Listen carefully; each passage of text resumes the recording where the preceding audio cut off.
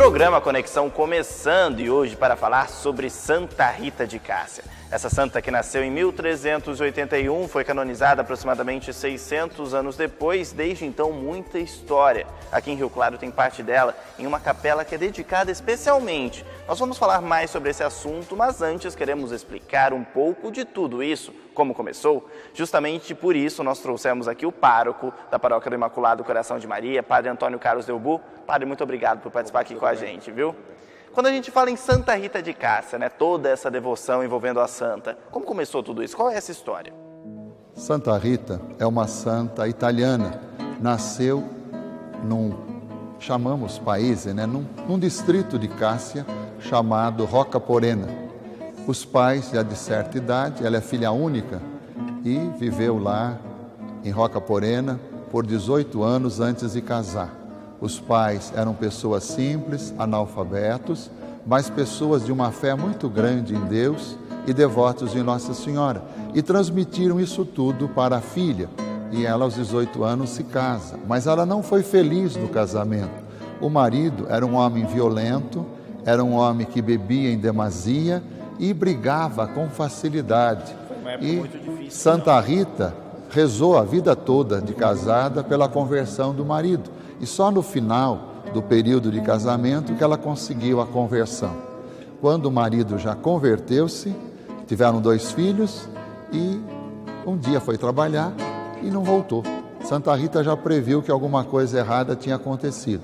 Daí procuraram, só no dia seguinte o encontraram e ele foi assassinado, justamente para acerto de contas com quem ele tinha brigado no passado. Os filhos, jovens, queriam vingar a morte do pai. Daí Santa Rita pede a Deus a graça que os filhos dela não cometessem pecado mortal. E depois dá uma doença em um, morre. Em seguida, passado um tempo, a mesma doença em outro morre. Mas só que antes de morrer, Santa Rita conseguiu que os filhos também se convertessem, perdoassem o assassino do pai. E a gente pensa assim, né, para chegar ao ponto de uma mãe pedir a Deus para que tire a vida dos filhos. Ela queria isso. Ela pedia a Deus que eu prefiro que meus filhos morram antes que eles cometam pecado mortal. Então, uma mãe que queria que os filhos fizessem parte da vida de Deus. Essa que é a mãe, né? Que busca realmente o caminho certo. O caminho certo e o caminho bem maior dos filhos, né? Ela fica sozinha, viúva, né? Sem marido e sem filhos. Ela tenta entrar novamente no mosteiro lá das Agostinianas de Cássia, chamado Mosteiro de Santa Maria Madalena. E, no final da vida, os últimos 15 anos, numa sexta-feira santa, ela se comoveu com a homilia que o padre que estava pregando, falando sobre os sofrimentos e a morte de Jesus. E ela pediu a Jesus a graça, que ela também pudesse participar daquele sofrimento. E ela recebeu então, na testa, um dos espinhos da cruz. Por isso que as imagens de Santa Rita, vocês podem sempre ver, tem uma marca aqui, um vermelho, que seria do sangue. E não somente a dor desse espinho, mas também o mau cheiro que isso causava.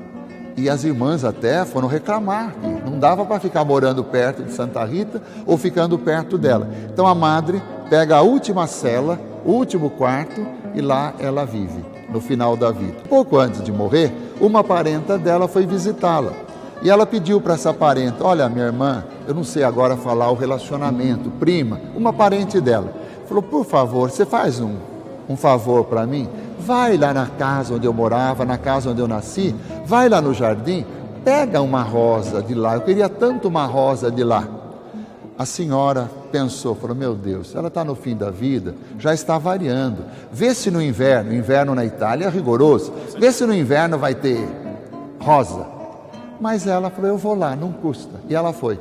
E para espanto dela, uma rosa tão bonita no jardim, ela colhe e vai levar lá em Cássia. Isso é Roccaporena. Leva a Cássia, que é pertinho, né? Mais ou menos 10 minutos, tranquilo ali, a distância entre Roccaporena e Cássia. E ela leva a flor.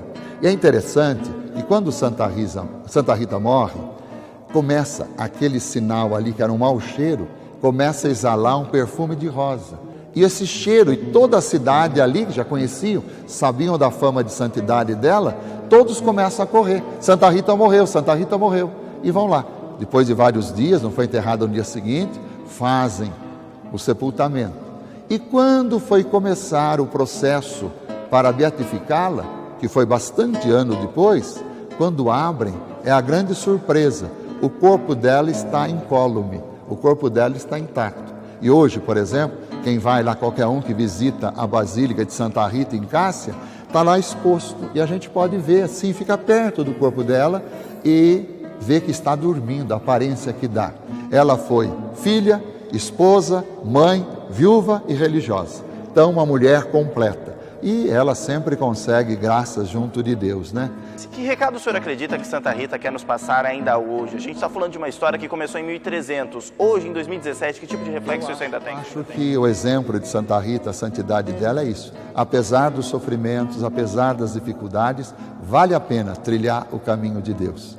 O Pai comum nosso nunca nos desampara, sempre estende a mão, sempre está dando uma nova chance, uma nova possibilidade. Então, que Santa Rita interceda a Deus por todos nós. Amém. Certo, Padre, muito obrigado por participar aqui conosco. Muito obrigado. E olha, a gente vai continuar falando sobre esse amor todo, falando mais sobre todos esses sentimentos, até porque, mais uma vez, esse é o tema do Papa Francisco no nosso bate-papo. Vamos acompanhar.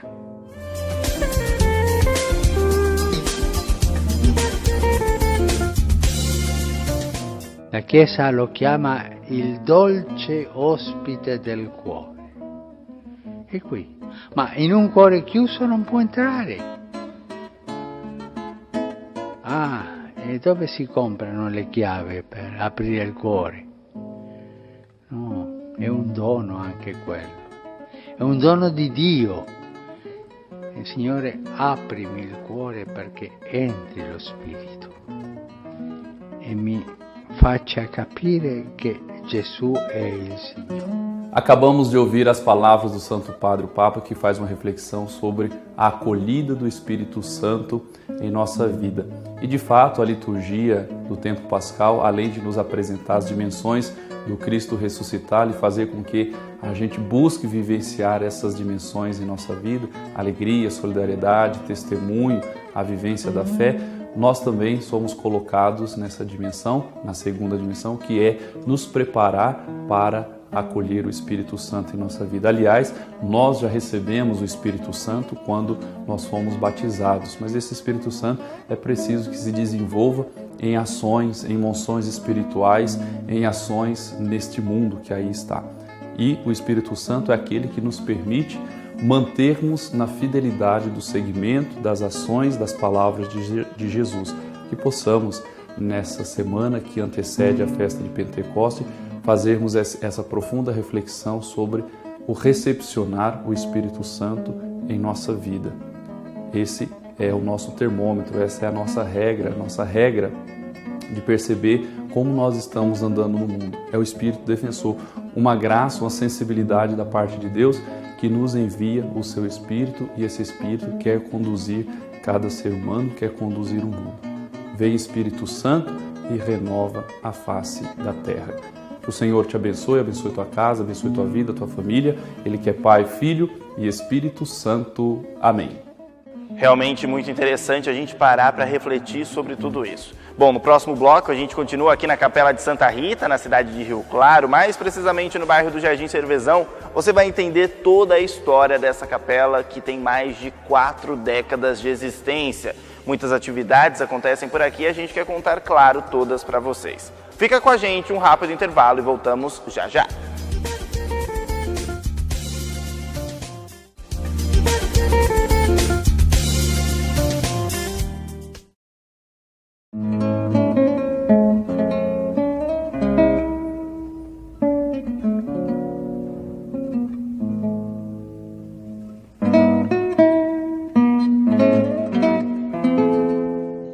Programa Conexão de volta, hoje direto da Capela de Santa Rita, no bairro Jardim Cervezão, e vamos falar mais dos trabalhos daqui.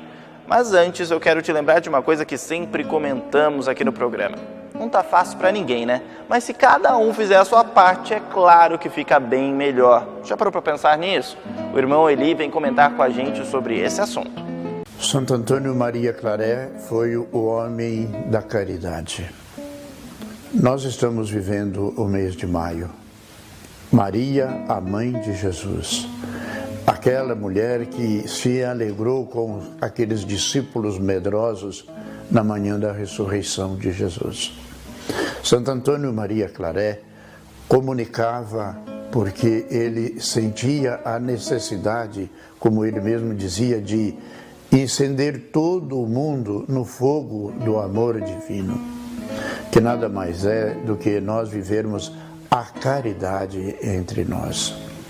Viver a caridade num mundo de hoje que os valores se contrapõem, aonde a humanidade vai perdendo o sentido da vivência da fraternidade, do amor, da caridade, do perdão, da compreensão e da fraternidade.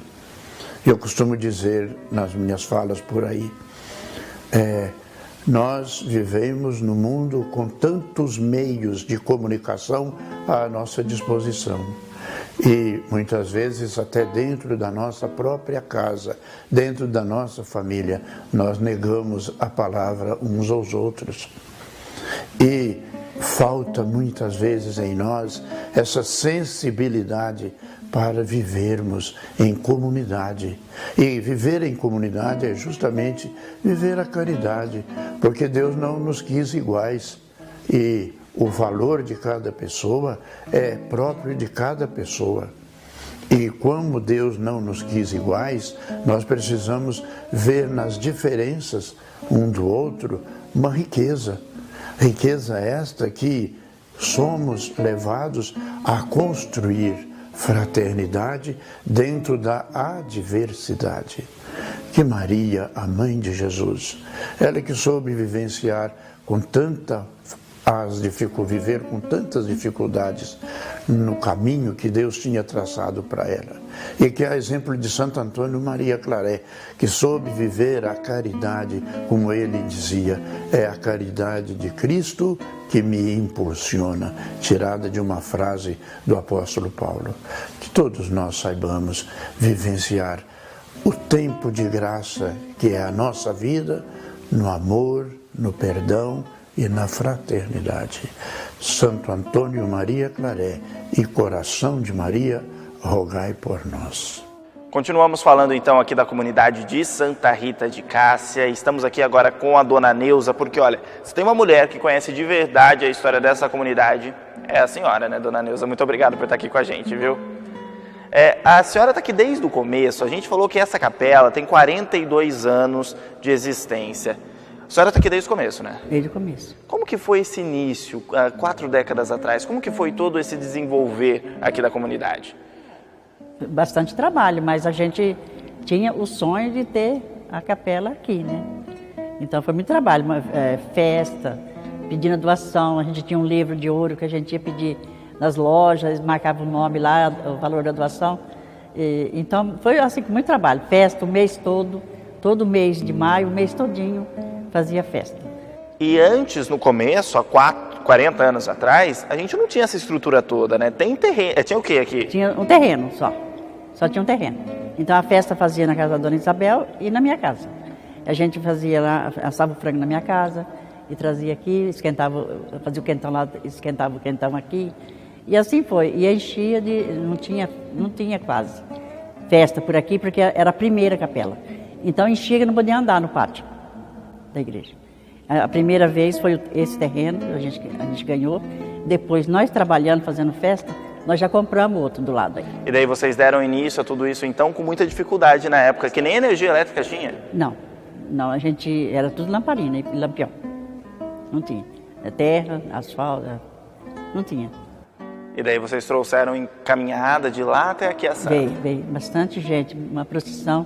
Todas as crianças vestidas de anjo. E daí vocês montaram ali meio que precariamente mesmo a primeira missa? Foi a primeira, aqui em frente aí.